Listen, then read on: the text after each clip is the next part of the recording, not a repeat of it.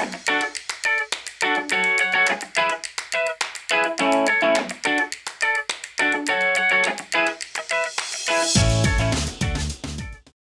we're going to do is have a series of talks from phenomenal people. And, by the way, I'm John Foster-Pedney, I'm the Dean of Henley in South Africa. Thank you. My esteemed guest, Professor Rajneesh Narula. Rajneesh has 13,000 Google Scholar citations in the academic circle, one of the top 20 cited researchers in the field of international business, etc., in the world. We're highly privileged to have you as our Professor of International Business at the John H. Dunning Center. And big hand, please. Thank you. Right. Thank you. I'm at the right place in the right time, and I'm kind of grateful to all the forces, greater forces out there that have made it possible for me to be here. So what I want to talk about today are there are lots of big words here, and there are lots of words that mean nothing or can mean something. And I always think the best way to start any kind of presentation is to talk about the definitions of things that matter. Now, I should tell you before I start that my slides here are really more an aid for me to remember where to go and not get lost, rather than information for you. However, they're useful in case you fall asleep, you wake up, you can have a quick read, and you will catch up with where I'm going to or where I've been, and then you can feel like that your money has not been wasted. So I want to start with the word globalization, and for me this is the last 30 years, and this is a globalization for me has a specific definition. It means the growing interdependence of markets for goods, services, and capital. This is what it means: growing or increasing interdependence. And the word is interdependence. It's very important to differentiate this from dependence. Now, I don't have to explain this in this room, that what I mean by interdependence, but the thing about interdependence is that you cannot break the relationship without damaging both actors. There is a symbiosis taking place between the different actors, and that's what globalization has done. Now, this is a good thing or a bad thing, depending upon who you talk to, and that's sort of, in a way, the conversation that's going on today. The second word here is nationalism, and this is what is rearing its ugly head currently, and I think it's an ugly head, and we see Trump, we see trade war with China, we see trade war with Japan, we see trade war with, and fill in the blank here. Every morning I wake up and he's picked a fight with somebody else. We see Brexit, we see China posturing in different ways, we see trouble in Hong Kong, we see increasing inequality in society. I'm in South Africa, I don't have to explain this to you. And of course, people are saying, well, this is because of globalization. No, we need to look inwards. And this looking inwards is kind of the basis of the last 70 years of the world economy, has been on the principle that if we trade, that globalization works on the principle that if we trade, both of us will come out, on average, better off. Now, the key word here is on average. That some people will lose and some people will win. That's what it means by on average. And we've accepted, I think, tacitly accepted for the last 70 years that this is true, that on average everything will work out and people on the long run as well will do fine. Now people are saying, wait a minute, this average is not working for us. We don't want to be on the wrong side of the average, So this is really where, in a sense, to put it simply, is where the question of nationalism rises. That in the old days, when we closed everything up, when we didn't have globalization, we were better off. Now, whether this is true or not, but people believe this, that Mr. Trump believes this, that when America was an island, so to speak, this was better for everyone, that everybody had a station wagon, everybody had a barbecue, everybody had a job, and everybody was white. So, these were, this is sort of, I jest, but you see where I'm going with this. And this is where we are today, and we're going to talk about that. The other thing I want to talk about is leadership, and I know this leadership thing, for me, leadership is a very complex thing, and that's why I put on the lack thereof, because we're not quite clear where we are. The way the world has functioned thus far is that there are politicians and there are technocrats. Sometimes they're called civil servants. But the point has always been that you have experts and you have politicians. Now, this pact has driven at least Western society and countries that have been influenced by Western society for the last couple of 100 years. This is crumbling when you hear people saying, wait a minute, we don't want to hear from experts anymore. The world is tired of experts. This is Brexit. I'm quoting one of the major politicians in the UK, current Prime Minister, saying, we're tired of experts.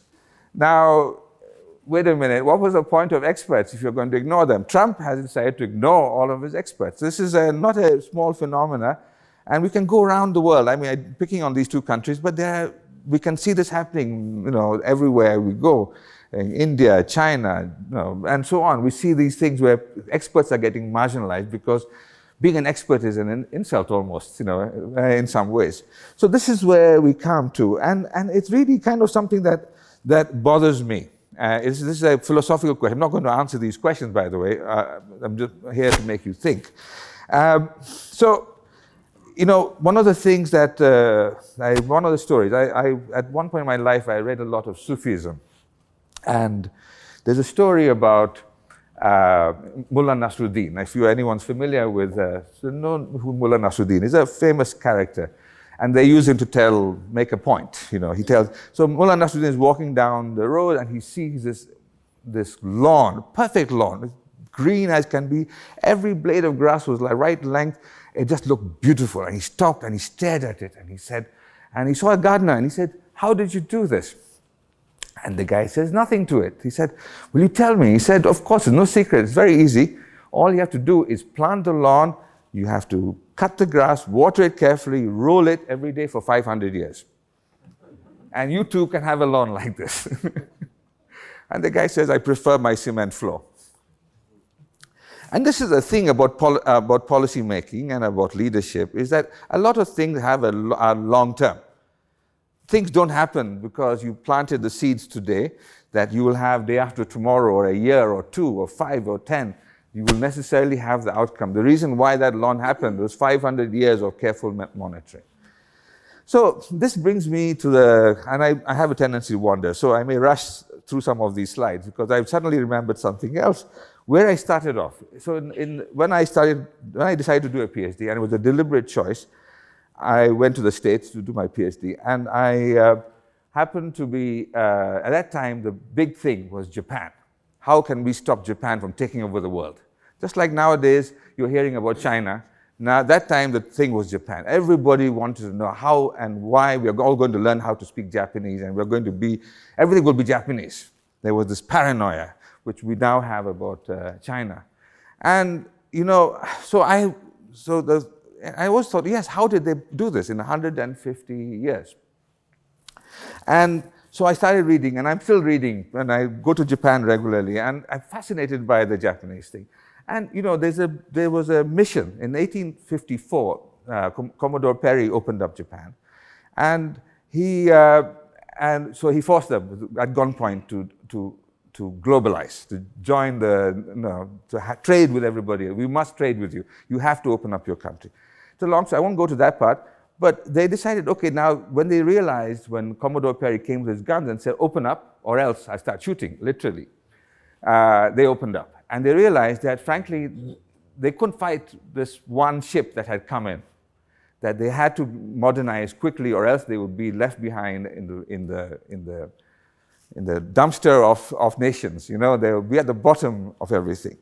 So they decided they were going to change everything. And they decided, how are we going to change everything? And they sent around a mission of people to go around the world to what they thought at that time, the civilized nations of the world, and look at best practice.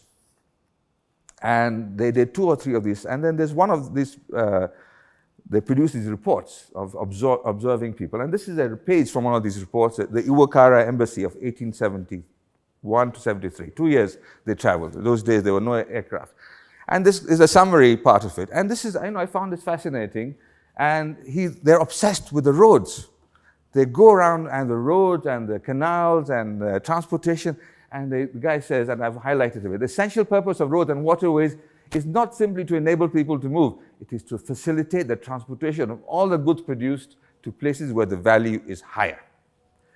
Now we understand the kind of the where globalization, today's globalization comes from. And then he says, This is, translated from the Japanese. Our circulatory system keeps us in good health by keeping nutrition to every part of the body. The slightest blockage at any point will inevitably cause sickness and will eventually impair the well-being of the whole. Consequently, all the countries of Europe devote great effort to construction and maintenance of their roads and waterways. Countries which have done so gradually attained wealth and power. We found that we traveled through a particular country, the conditions of its roads would reveal to us immediately whether its government was vigorous or in decline. Now, substitute roads and waterways, because the next paragraph starts talking about the arrival of wind power and electricity, because it was a new concept. Now, substitute that now, 100 and something years later, and we're talking about the internet, we're talking about technology, we're talking about different stuff, but the fundamental principle is exactly the same. If you read through the book, and I have it on PDF somewhere, it explains every time they look at the road and they say, how can a man, there's a sentence here, where he says, by use of a wheeled vehicle on a smooth level road, the same amount of energy can move a weight 10 times greater. And it's a very simple observation, but it is very profound. It changes the power of technology, the power of knowledge. And this is what it comes down to, that you think through your actions. You as a leader, we'll come back to the leadership thing. This is what their leaders, they went and the information they collected and they took it back to Japan and they implemented it. That's the most important. And they planted the grass and waited 100 years. Japan did not happen since 1945. Japan happened from 1873. This happened first. They went and did this, they went back and they did it. And by 1905, they were a world power. Nobody remembers this because there was a couple of wars in the middle.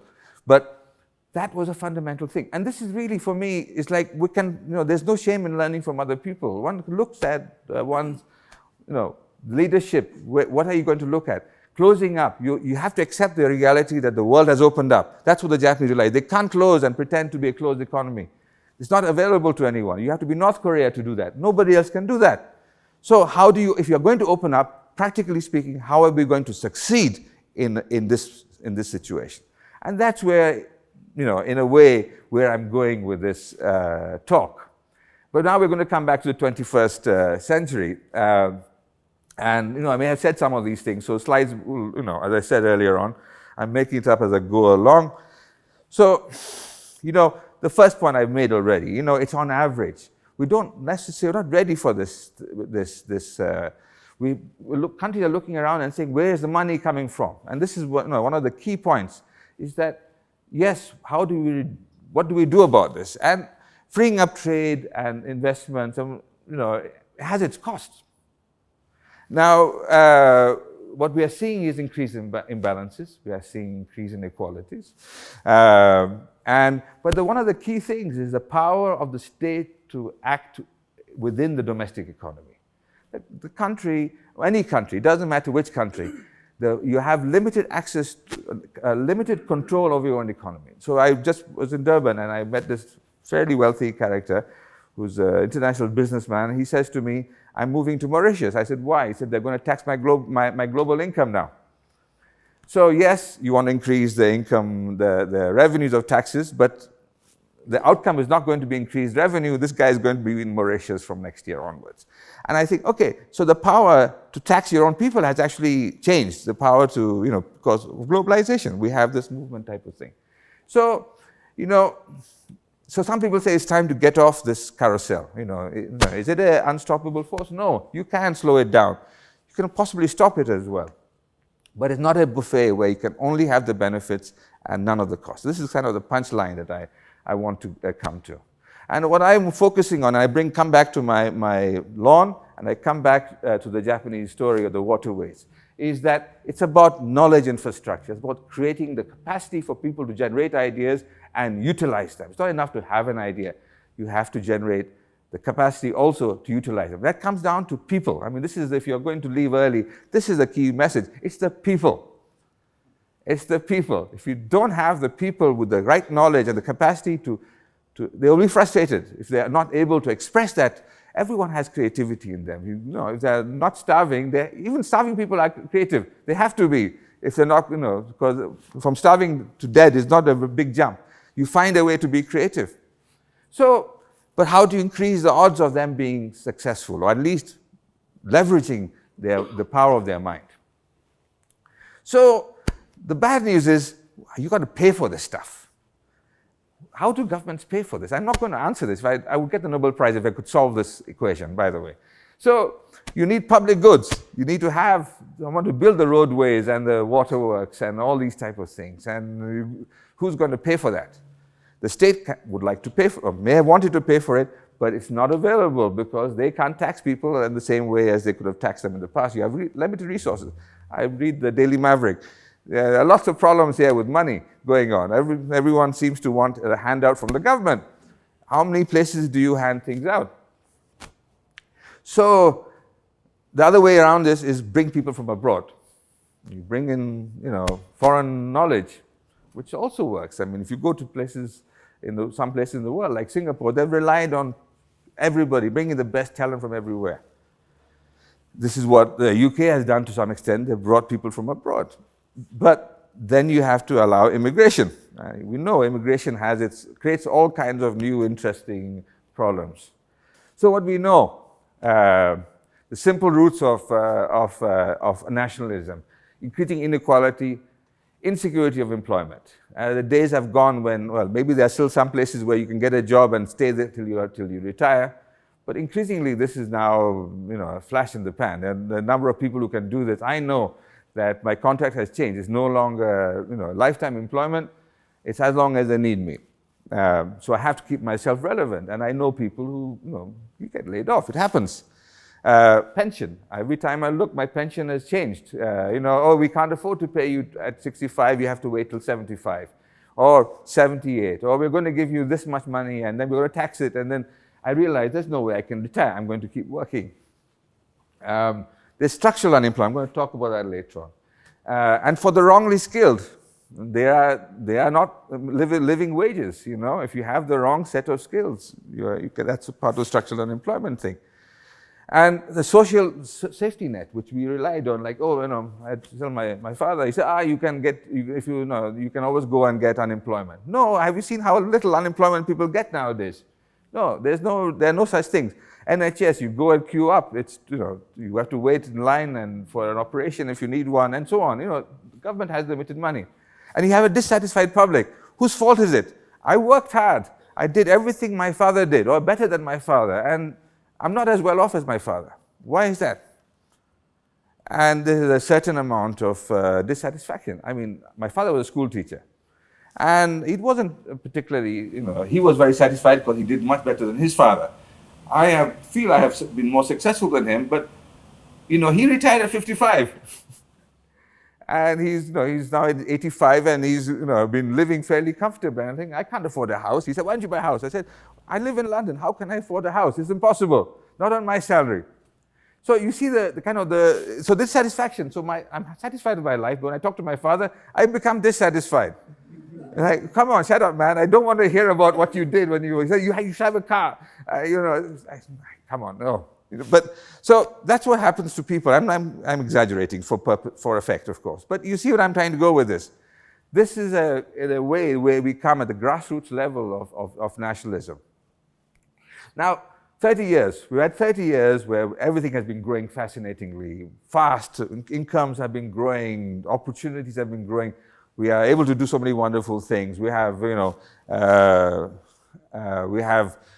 can fly anywhere for almost no money. You can pop over for a holiday to London. It's 11 hours away. You're not taking the boat anymore. And you can actually get a budget flight for almost nothing. You can go to Amazon and order your stuff. You can watch a movie. You're bored, what the hell, let's watch another movie. And you can see another episode of Friends. These type of things. Hotels, I'm using a credit card from another country. I don't have to worry about, I don't have to do that. Where can I change my money? What are the interest rates? What are the exchange rates? Internet banks, insurance, all these things, we have all these wonderful things. So all ICT, we talk about these things, but the key thing about globalization, and people don't get this, is it has three legs. We obsess, as I said my definition early on, about movement of goods and services, and movement of capital, which is FDI, loans, remittances. But the third leg is movement of people. Everybody seems to have missed this particular point because we have globalization and people are moving.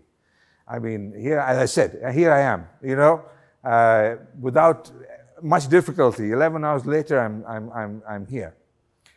So we have movement of people. I mean, we won't have to explain this to you, this crowd. We have lots of other things happening. We have biotech, we have CRISPR. If anyone knows anything about biotech, it's all about CRISPR nowadays. Logistics, software, transportation, all of these things, wonderful things have happened. So this has been a good thing for us. But not all the growth is coming from technology. People think about technology. A lot of growth we have seen in the last 30 years come from China. Not China because it's growing, but China because in the GDP of the world, China was zero in 1979. So if every Chinese person consumes $10 and you had 1 billion Chinese people, suddenly the world economy increased by this massive amount.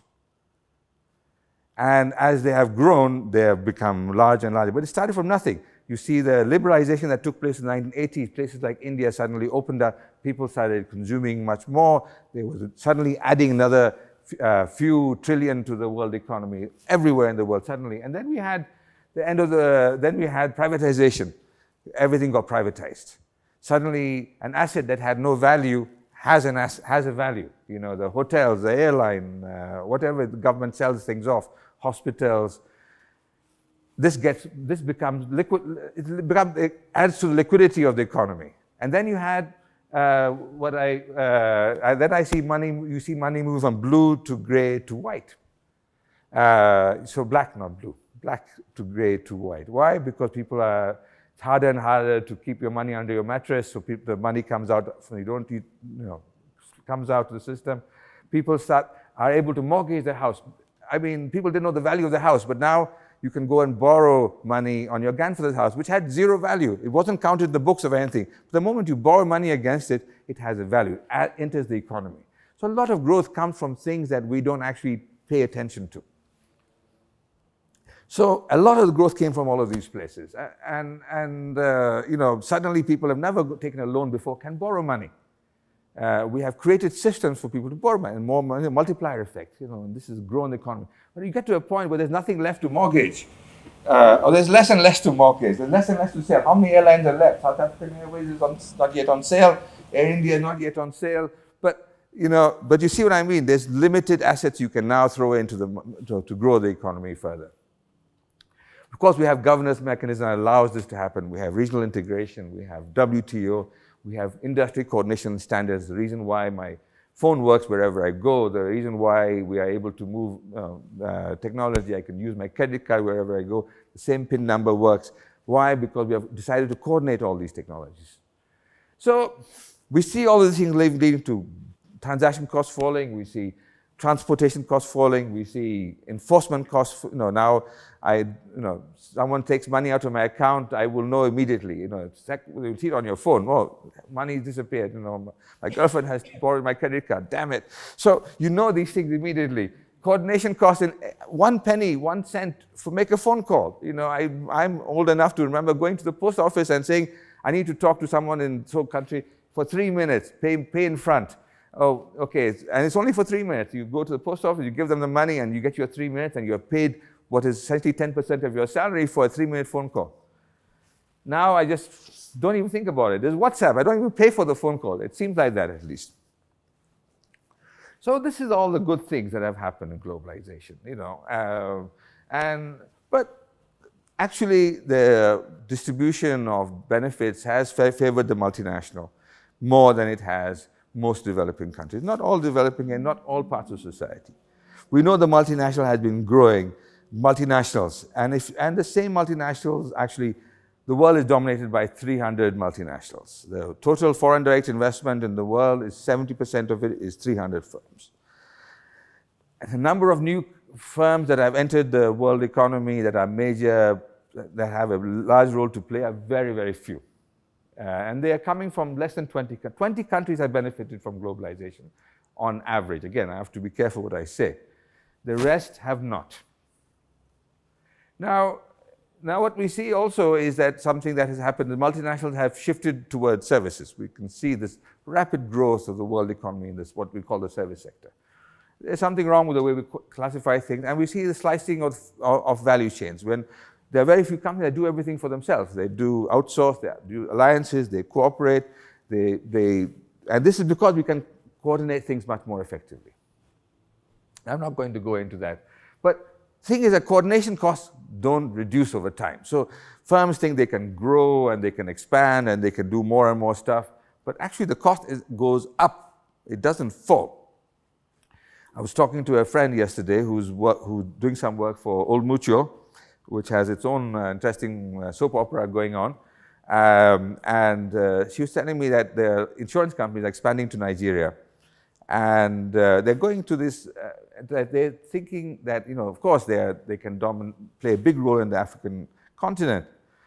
And she said, but they've got it wrong. They're thinking that they can pretend Nigeria is the same as South Africa. So they're using the same tables, the risk tables, as they are for South Africans. Now, I don't know if this is true or not. There might be experts in the room, but you start realizing that, yes, this is so you can leverage yourself, but also your costs are going up because you can't do that. You end up having to do your own tables for individual countries. But you also have to deal with new regulators in every country. You also have to deal with universities or companies or governments or competitors or suppliers, and you have all this network of people. Every place you go, your cost goes up because you're going to do more and more of this coordination for each country you actually enter. So it multiplies, and the more countries you get into, the more costly it gets for you. You have to be very efficient about moving your resources to be effective. And of course, the key thing here is, how do I lower my cost? The best way to lower your cost is to get rid of people, get rid of machines, get rid of whatever you can. Simplify your life. So expanding internationally doesn't necessarily mean they employ more people. We'll come to that. So what matters for a firm? We are in a business school, so I have to talk about the firm a little bit. Size still matters. Being big is still important. But the key remains the same, where we started from upgrading of your assets and promoting innovation. You have to stay up front. You can't be 1 year behind in the technology cycle. You have to be up front because the global world, things are moving. But local presence hasn't changed. You can't replace this with technology. There's only a limit to how far you can replace it with technology. Uber thinks they can replace all the people with driverless cars. It's going to take 25 years. They haven't seemed to realize this, and none of the investors have worked this out, that this is not a viable model. But local presence matters. You need to deal with regulators, you need to deal with institutions, you need to deal with all kinds of complicated things. The skill of coordinating it is not a straightforward thing. Learning how to coordinate things across borders is incredibly difficult. And most importantly, find the right kind of skilled people is very difficult.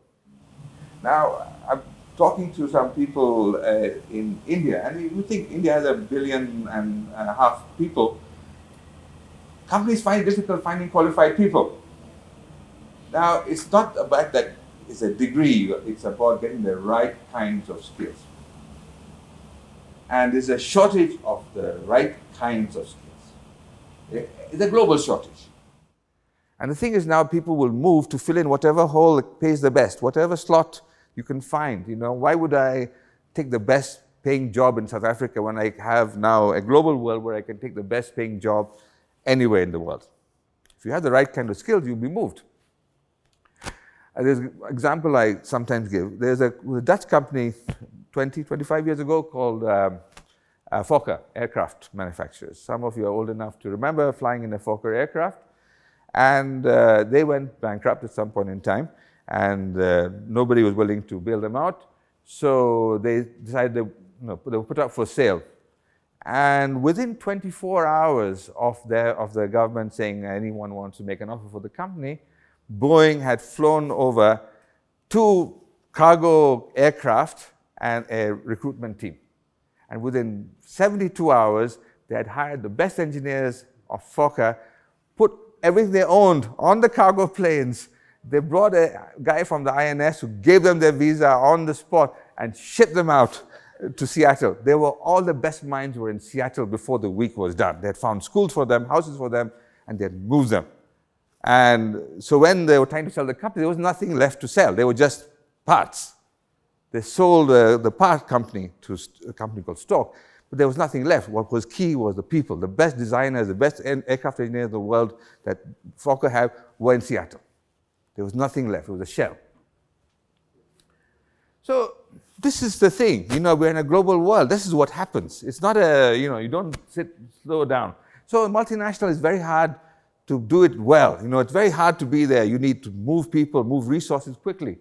And the larger the multinational, the more the complexity, and the more costly it gets. So you have this kind of paradox in a way. You're getting and making things by doing in many countries, but you're also getting more cost. And then there are power struggles within the organization, so it's not an easy thing. This is a typical type of thing where you look at partnerships taking place. This is just one company's partnerships in innovation in microelectronics. And the yellow line means there are at least 7 agreements between those two firms. And then different colors tell you. What I want to show you is the number of partnerships this one company has in one area of technology. Just keeping track of all of your friends. This is about 400-500 partnerships in this one picture. Can you see the administrative cost of keeping track? Then you have the regulatory cost, then you have the IP cost. How do you work out how much I've shared with whom? So partnerships are not the solution. Brexit, perfectly good example of the whole story. The cost of globalization, inequality, there's a gig economy. People, as I said, aren't doing as well as they wanted to do, not sure where they're going with life, poor quality of jobs, loss of lifetime employment, fewer benefits. All of these things are exactly the same things that are happening in the UK.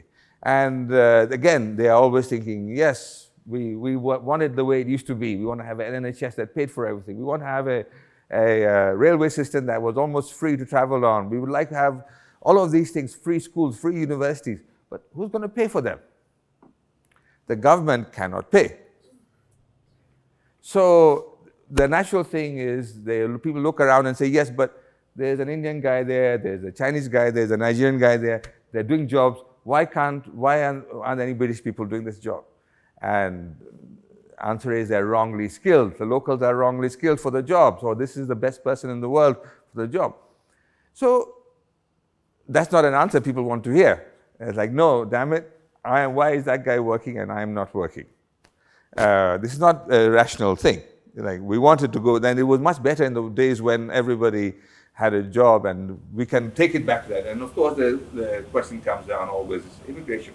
People, maybe we should have these people go home and everything will be solved. EU is entirely the fault of the Czechs and the Slovaks and the Germans who are running our factories and sitting in, and so on and so forth. So this government can't do anything. Have to raise the tuition fees. We have to make people pay for railways. You pay ridiculous amounts, and so on and so forth. So the Brexit seemed a natural outcome. What do you do? Blame the people who are, EU, blame the European Commission for having done this to us. If we hadn't had to pay 450 million a week, we would be able to do so many wonderful things. And of course, now we are finding out that it's not going to work out. And anyone who had any common sense knew this already, but they're experts, so we don't need to know from them. So now everyone says, well, now we can look to China. China is the next superpower. Yes, but that doesn't mean they're going to save you. And I say you, I mean everybody, we. Emerging countries, can developing countries look to China? Answer is no. China is looking after itself. They're not in the business of economic development. They're not in the business of saving anybody else. And China is slowing down. One of the key things about growth is that it has a very unique shape. And this has been true since the beginning of time. And it looks like this. And this is what you call an asymptotic graph. That is to say, you start off from here, and your growth is very slow, and you get to a certain point, a threshold level of knowledge and infrastructure and development, and then you are able to imitate very easily, and you can imitate and grow up to here, and then slowly the growth becomes like this. Now China has come to this point. So I'm not saying it's going to become flat. I'm drawing this for illustration, but this is where we see Europe is. This is where we see Japan is. And you come to this point. And you can, because now you can no longer imitate. It's easy to, it's like going to learn how to read. Once you learn how to read, you go to the library, you have 100,000 books at your disposal. But writing a book requires fundamentally different skills and different abilities. That's when you get to the point you can imitate, you can read everyone else's book, When you come to write your own book, you're not going to write 100,000 books. You're going to be lucky. I've been doing this for 25 years. I only have 15 books. It takes a long time to put yourself into circulation. So, and it takes, I tell my mother I write a page a day. That's it. That's the best I can do. 2 pages on a good day, maybe 3. So that becomes more and more hard. So my next additional thing, it becomes harder and harder. This is not just true for companies or countries. It's true for individuals as well. Learning that marginal thing at some point in time becomes more and more difficult. And that is in a way where China is coming to. India is a little bit further behind. Other countries are behind as well. But we have this trend. This is called a middle income trap. You get to this point where things start slowing down. So you can't rely on China to save. So will China lead? I think the answer is clear. They will lead themselves. They are not looking to lead anybody else. We can't go around looking for saviors. Consumption. Nobody grows on consumption. How much can you consume? I mean, go to one mall, you go to another mall, how many shirts can you own? You get to a point when, okay, it's enough, and you are a replacement. I'm in the replacement business, When a shirt dies, I have a funeral, I buy a new shirt. That's it. And I go on to buy, I might buy a second shirt, but I'm not going to buy 15 shirts. I might have bought 15 shirts when I was 25, but that's not going to happen. So we are at this point, we are also in the consumption thing, we are slowing down our consumption. So, so how do we kickstart the world economy? More consumption, more sales, more buying? No, we can't get people to buy more. People are not going to buy more. You reach a point when they've reached, how many things can you buy? The poor people don't have the money, inequality. Where do you pay for, get them to say, okay, you should buy a car. You're going to a township and say, buy a car. Come on, it's not my problem here. I have other pressing things. So how do you push more? In India, the factories are shutting down, the car factories, because the demand for cars has fallen, rapidly fallen in the last 1 year. The people who are going to buy cars have bought cars. The people who cannot buy cars will not be buying cars. So, and replacement, how many times do you replace? You can't replace your car. So everybody, the middle class has bought cars. The working class can't afford to buy cars. So they're stuck in this place. And now you're seeing this law. Indian government is throwing money at trying to reboot the economy in the same way as everybody else. And of course, they're also doing nationalism now. It's not our fault. It's those foreigners who are doing it to us. So the 2 things that no one wants to deal with is sovereignty, because you're losing sovereignty. Decisions aren't being made in Pretoria or New Delhi or in Beijing. They are being made elsewhere. Your life is being determined by other people. And it's not a bad thing, frankly. Think about being married, and some of you may relate to this, some of you may not. But anyway, I'll leave it there. And the second thing that nobody wants to deal is free movement of people. How do we create this? How do we find a legitimate way to move people around? Because people are going to move. You're not going to stop them. You can't put up electric fences. Merkel is right. You can't. How long can you block people from coming? So either you fix where they're coming from, or you open your border and learn how to deal with it. But this is all a very complicated set of issues, and this is where we are right now in many, many countries. Trump is doing the same thing. Electrify fences, shoot the children, everything, where people will stop coming. But I'm not exaggerating. My words could be slightly better. But anyway, so how do we deal with cross-border sovereignty, cross-border regulation? Nobody wants regulation, saying, okay, this is what the British are saying. No, we don't want Brussels to tell us what to do. Or, Nigeria, they ECOWAS, they want to dominate ECOWAS. They've been dominating ECOWAS for the last 50 years, since ECOWAS came around. But the rest of the countries don't like it. And they have never liked it. So, yes, but we will decide the rules, because the big boy in the pack always decides the rules. So, Mercosur, it's Brazil or Argentina that decide the rules. In the EU, it's Germany and France that decide the rules. And so on and so forth. But whose rules do you accept? The Americans are not happy now that China can say, well, we know the rules now. We are big. We can also make the rules. And Huawei is a perfect example of that. They are leading the technology when it comes to telecoms. They are making the rules. The 5G is entirely, Chinese are ahead by 1 year from everybody else. So the 5G will be a Chinese-dominated technology, but now if you put out Huawei from the whole thing, everybody, will this solve the problem? No, it won't solve it. It's temporary slowing down. So that's where we are. And we're looking at this, and how can we solve this? Again, Nobel Prize, I don't have the answer to this. And this is where we're coming. How do we deal with structural unemployment on a global level? How does the government deal with it? You have bicycle repairmen. How do the bicycle repairmen suddenly get another job? What jobs are available? IT. Can you install Windows 10? No, I can repair your bicycle. No, but can you install Windows 10? What use are you? IT specialists. I put Fortran because when I went to university, Fortran was the language to learn. I'm really good at Fortran, but what use is it on the market today? Python. What's Python? It's a snake. No, I don't know what to do with it. I have no idea. I look at the syntax and say, this makes no sense. How the hell do you use this? I don't program anything anymore. Nobody would want to hire me. So we have these issues of structural unemployment. We need new training. How do you train these people? How do I train somebody who's my father's age to do a different job? Or my age, I forget how old I am sometimes.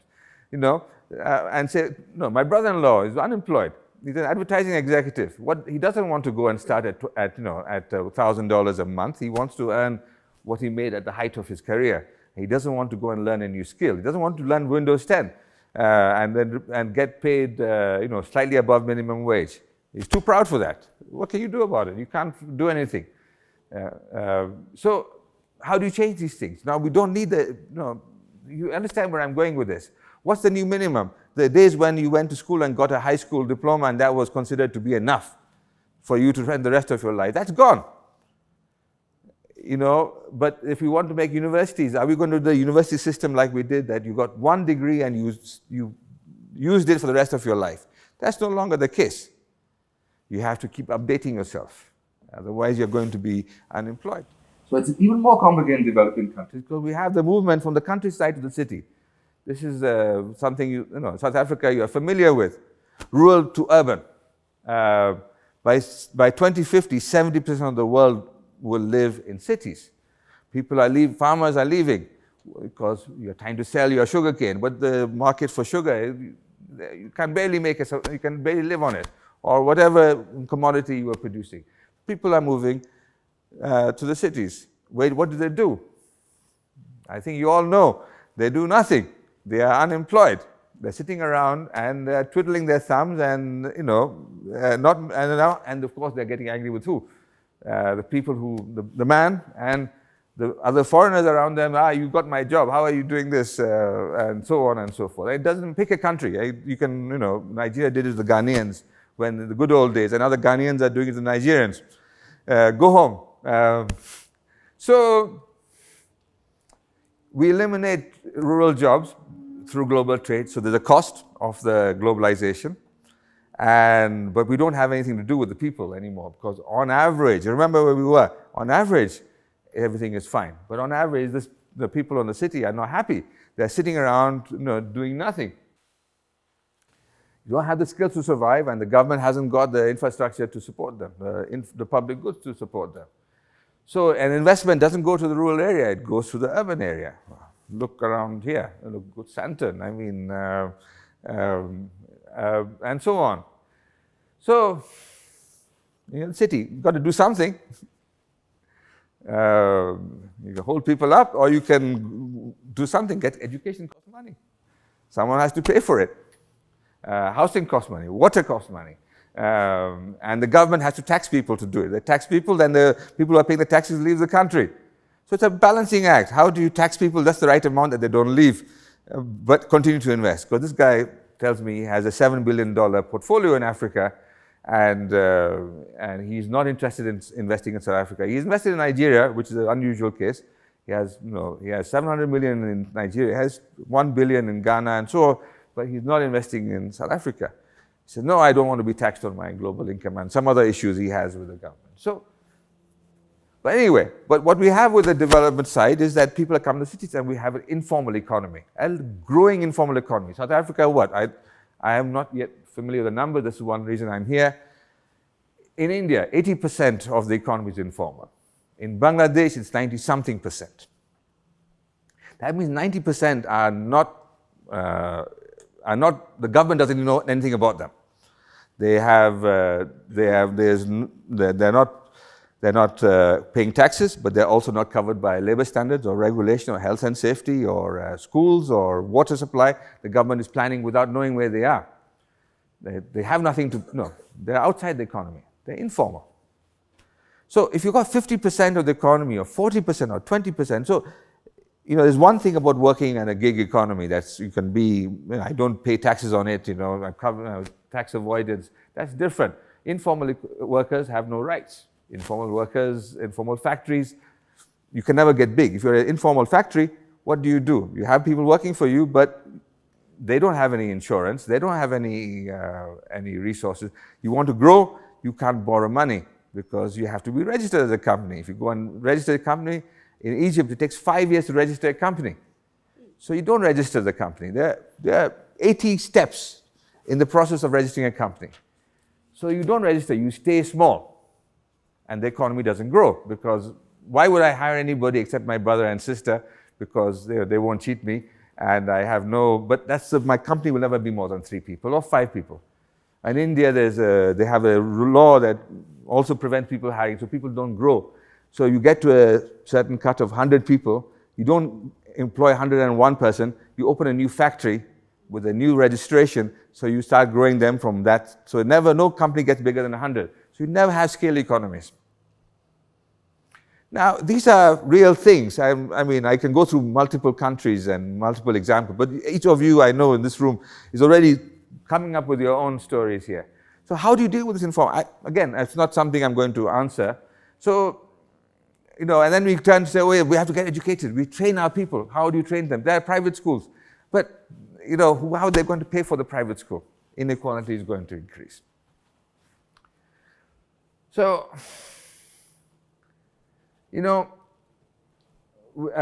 there's brain drain. This is what happens. I think this is not don't explain this to you.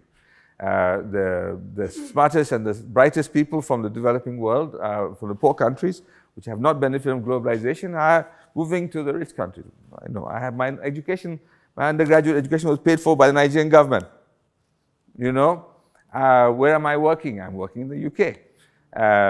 I have a huge amount of my friends, medical doctors trained in Nigeria, practicing in South Africa, in everywhere else in the world, but not in Nigeria. So this is really, so while the West is underinvesting in education, they had the benefit of all of people like me turning up and saying, oh, I'm happy to work here. So without paying for my education, they get the return on the investment. And then they can get Slovaks, they get South Africans, everybody comes and they solve the problem. So they have less of the consequence of negative globalization is less for them. It's movement of people. You're coming back to the third leg of globalization again. It's a movement of people. It's solving the problem, but it's also creating the problem. So it kind of just becomes a vicious cycle. You see where I'm going again with that. So how do you get people to change? And so before coming, I know I was looking half asleep. Mama will attest to this. But I was reading the Iwakara Embassy, the Japanese report that I was talking about at the beginning. And in the chapter, they go to Germany. This is Prussia, not Germany. And Bismarck was running the country, he was chancellor. And the Kaiser and the Crown Prince, and it was an uneasy relationship, according to them. The Kaiser and the Crown Prince had ideas, but the country was being run by von Bismarck. And von Bismarck, there was always this fight between the two. It's like the politician and the leader and the technocrat fighting between these things. That how can we do this? How can we become more engaged into this thing? And the Japanese were wondering, how do we balance this? And they said one of the interesting things they found in Europe is that how obsessed the Europeans were about keeping their identity. That they wanted to keep out foreigners. This was 1870s, and this thing is that and they felt that the success of Europe came from the fact that they had a single race, and they had a single language, and they had a single religion. Now, this is what the Japanese took. I'm not saying it's, but this is what the Japanese report comes down to. And you can see, how easy it is for a government to say, yeah, this is a simple solution. Pure race. We're all of the same color. We're all of the same religion. We're all worshipping the same God. So therefore, things will be better. Which is why, you see people like Modi in India bringing in religion, because we are all the same. And if you're not this, you should change, because, this is the only way to go forward. And so we see this growing, I don't really, I feel like crying, because it's such a sad thing when you think about this type of people playing this. So how do you change societal attitudes, institutions, informal attitudes? South Africa is a good example. Learning how things have changed in the last 30 years, it's amazing, but it's also been at high cost. It's not the happiest of nations in many ways. You have many, many issues to go. Changing institutions, changing the way in which people interact with each other takes generations, as you know. And the Japanese spent 150 years to get to where they were, to change their society.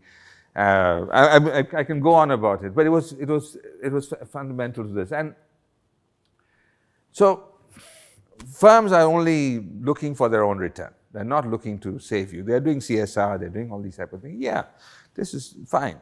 But you have to save yourself in the end. And this is where leadership, the partnership with leadership, the partnership with between the politicians and leaders, and also not being short-sighted, because one of the key arguments in Bismarck and the Kaiser was they kept complaining, the Crown Prince kept complaining that Bismarck did not understand the long-term consequences. But we look at Germany today, and it wasn't for, he did understand the long-term consequences. The long-term consequences, Germany is, the way he engineered Germany is the way it is today. The way the Japanese engineered Japan from the Iwakara embassy is roughly, you can see a natural progression from there. But in a way that you have to recognize that there are costs. You have to think longer term, that we're not thinking one generation. You're not making policies for 6 months. You're making policies for 10 years, for 20 years, for 30 years, for 50 years. Where are we going to be? So this is really, for me, the way the leadership comes in. How do you come to accept that there are short-term costs, and how do you persuade your people to accept the short-term costs of what you're going to do? That, yes, you're going to be miserable, but one day you'll be okay. One day, or your children will be okay. This is not an easy thing to sell. In a democracy, how do you sell this? You can't. Saying, no, don't worry. You will suffer, your grandchildren will do fine. Yeah, just know that and feel happy and go to church. Anyway, so that's my talk, and I'm happy to have any kind of discussion you like. Thank you very much.